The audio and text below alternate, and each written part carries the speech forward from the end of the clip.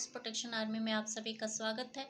चूँकि political science की होने की वजह से और लॉ के स्टूडेंट होने की वजह से मैं आइडियोलॉजिकल ब्लॉग चलाती हूँ। ऑर्गेनाइजेशन भी ऐसे ही मैं घर से ही हैंडल करती हूँ।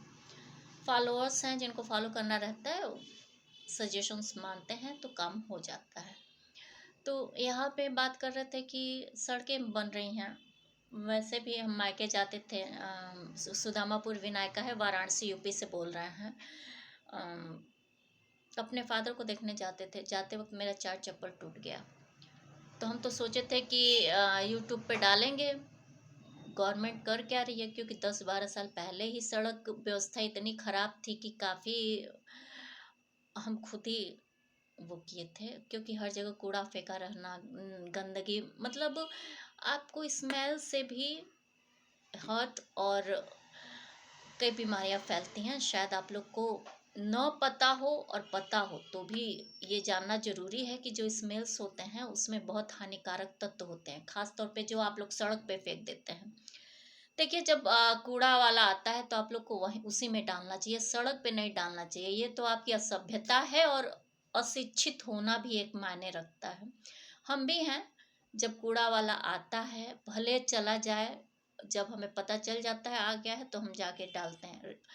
कभी हम गीला कूड़ा सड़क पे आज तक नहीं डाले होंगे, मतलब इतने बड़े हो गए, ये फेस देख रहे हैं, ये छोटा मोटा फेस नहीं है, मतलब अच्छी एज पार कर चुके हैं, 30+ हैं।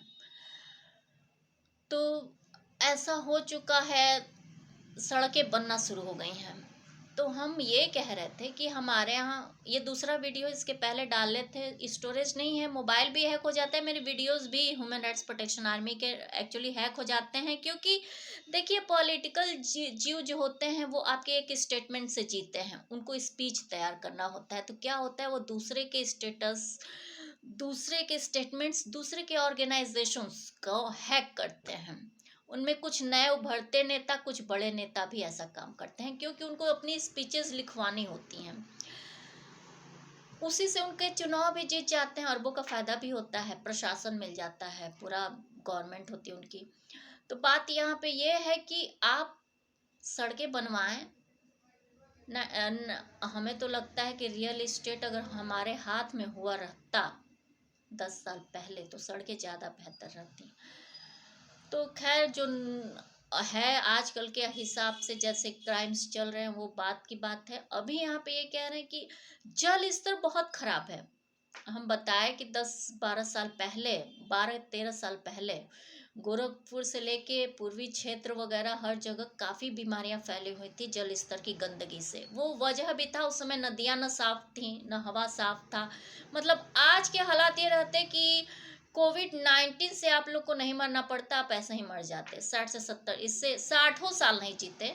हालात जिस तरह थे, नदियां बह रही थी, गंगा में आपके घर में पानी आता था और उसको आप पीते थे। किडनी से लेके लीवर तक सब खराब हो जाता, दिमाग उमाग कुछ काम नहीं करता। तो भले आप इतने बड़े हेक्टेयर का अन्न खा जाते हो, अब बर्गर खा के अमेरिका इतना इन्वेंशन कर लेता है, यही सब वजह है। तो बात यहाँ पे आती है कि जल स्तर आपका बहुत खराब है, और जब जल स्तर खराब है तो आपको करना क्या है कि सड़कें ऐसे बनाइए। देखिए, सस्टेनेबल एनर्जी के लिए मैं मुहिम चलाई 2008 के बाद। आपको सोलर एनर्जी से लेकर इलेक्ट्रिक व्हीकल और ई रिक्शा तक की पूरी व्यवस्था हो गई है। दरिद्र जो है, मतलब दरिद्र किसे, जो दरिद्रता होती है वाकपटुता, दिमागी सोच में, तो ये चोरी तो किए कॉन्सेप्ट, लेकिन कुछ भी सही 10 साल में, 10 साल बहुत होता है, 24 घंटे में परिवर्तन होते हैं।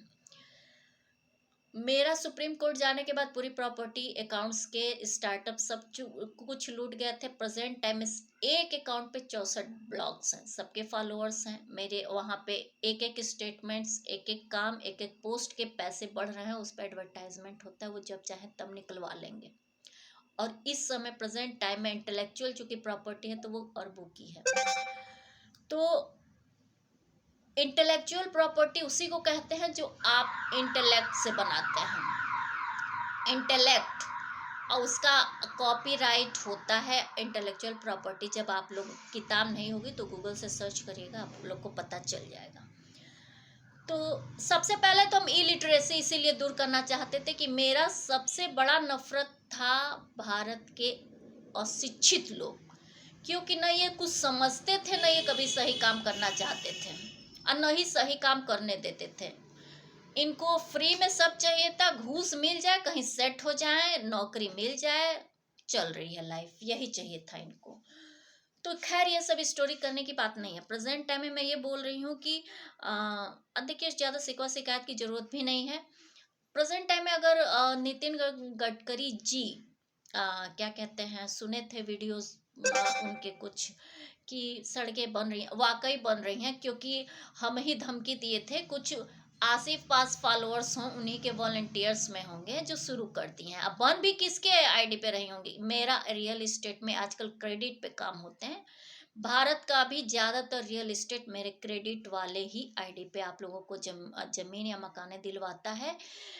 ये कहने की बातें भी नहीं है। जो 6,000 किसानों को सालाना देते थे या उज्ज्वला ये देते थे, ये मेरे कुकिंग चैनल से होता था। आज सारी चीज़ें इसलिए महंगी हो गई हैं कि ये सब चल नहीं रहा है।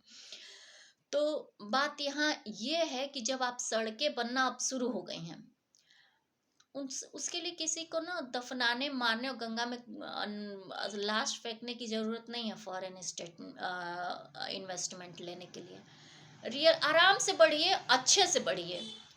जमीन इस तरह देखिए, पेड़ पौधे बढ़ रहे हैं, वो बढ़ेंगे क्योंकि अब तो हम घर में भी खेती कर रहे हैं, वो आपको देख के नहीं बढ़ रहे हैं। या फिर बहुत पहले से भी इन्वायरमेंटलिस्ट थे, नहीं बढ़े थे।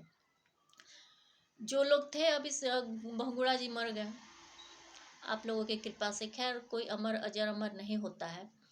तो सड़कें ऐसी होनी चाहिए। हम अब कुछ लोगों से बोले भी थे कि जिसमें पोर्स हों, ऐसे भी नहीं कि उसमें से सांप बिच्छू निकल जाए, पोर्स हों और पानी अंदर जाए। क्योंकि कंक्रीट जब हो जाता है ना तो पानी धरती एब्जॉर्ब नहीं कर पाती और ज़्यादा एरिया कंक्रीट से चला जाता है। अरे उसको क्या कहते हैं, तारकोल चारकोल जो भी लगता है उसमें, एक तो वो अब वो परमानेंट होता भी नहीं है।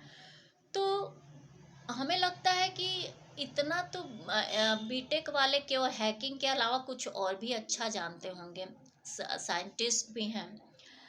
तो कुछ इस टाइप का परमानेंट डेवलप करना चाहिए जिससे केवल पौधे ही नहीं रोके। पौधे तो जमीन, एक तो मट्टी इरोजन रोकते हैं। सॉइल साइंस आप लोग पढ़े होंगे, साइंस के स्टूडेंट होंगे। तो चूंकि मैं भी साइंस के स्टूडेंट हूँ, ऐसा नहीं है, हमारे साथ के बहुत सारे साइंस के स्टूडेंट